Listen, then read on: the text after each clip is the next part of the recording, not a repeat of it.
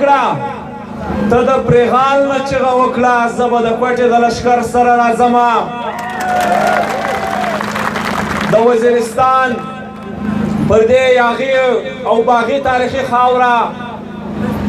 د ملا پونده د ملا حمزه د فقیر رفیع د شهید فاروق خان د علي وزیر او د عارف افغان او د ننګیالي منظر پښتین پر دې ټاټوبي باندې راغونډ سوو درنو قدرمنو پښتنو ستاسو د ټولو په اجازه عزیزانو پر دې خاوره باندې د وزیرستان پر دې خاوره باندې یرغل د پښتونخوا وطن پر زړه یرغل دی خدا یرغل له نن څخه یو نیم سل کاله مخکې هم سوی دی او هغه یرغل نن شکل بدل سوی دی پرون که مغول و که انګریز و نن هغه پنجابی دی نن هغه د برطانیې لاسپوڅی دی هغه پر دې خاوره باندې د امن زغمل نشي کولی هغه پر دې خاوره باندې ډالر اخیستی دي ستا بچی دلته د ټانک او د ډیر اسماعیل خان په ښوونځي کې سبق نشي ویلی د هغه زوی د برطانیا په پوهنتونونو کې سبق وایي ستا زوی دلته انټرنیټ نه لري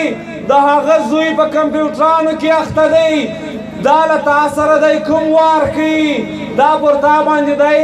د دې ګلوبل د دې نوې دنیا د دې یویشتمې پیړۍ د جنګ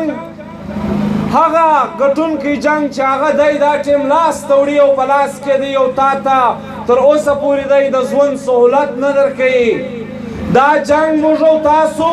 په اتفاق دا جنگ موږ او تاسو په یووالي باندې راګرځولی سو دا جنگ ته په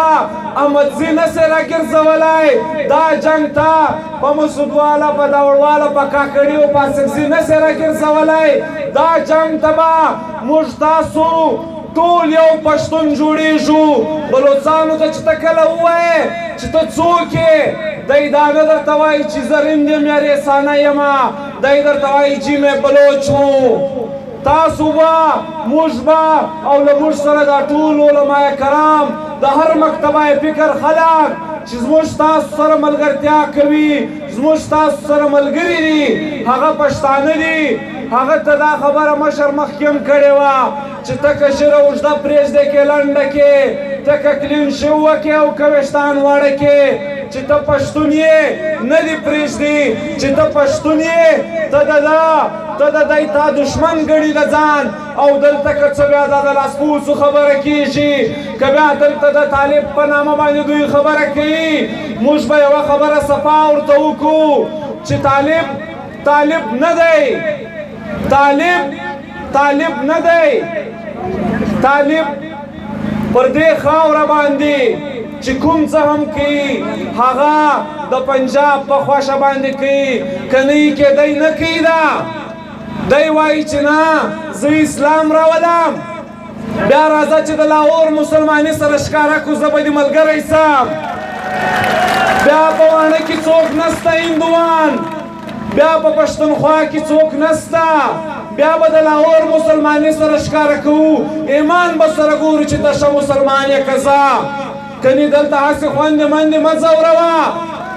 دلته خوندې منډې مه ځوروه دا ځورېدلی کام دی دا دردېدلی کام دی دې غرونو دې کړونو د انسانانو وینې لیدلې دي چې رابهېدې د باران د اوبو په لاره کې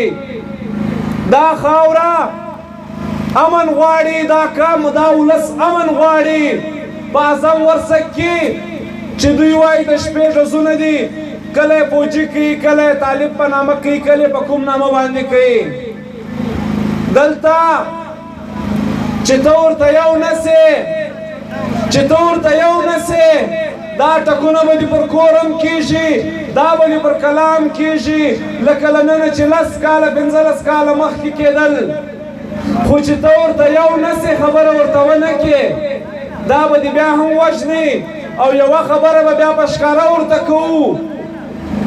یوه خبره په ښکاره ورته کوو په ډاګه ورته کوو چې هر څوک دی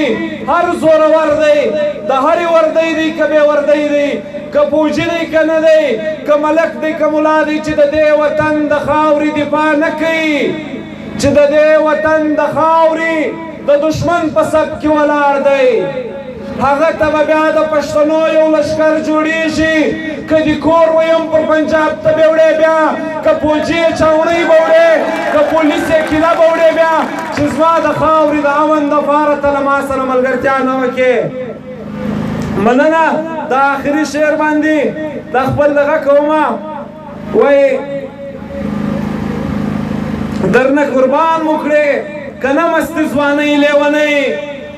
درنه قربان مو کړې که نه مستې ځوانۍ لیونۍ دا دې موږ ولاړو ته رانغلې ازادۍ لیونۍ مونږ که دار او که زندان و ښه په مینه ورتلو مونږ که دار او که زندان و ښه په مینه ورتلو راته حیران سوې مغرور یاد کړی لیونۍ په خپله خاوره مو د بل اختیار منلی نه سو په خپله خاوره موږ د بل اختیار منلی نه سو سپینو سینو باندې مې وخوړې مرمۍ لیونۍ ډېره مننه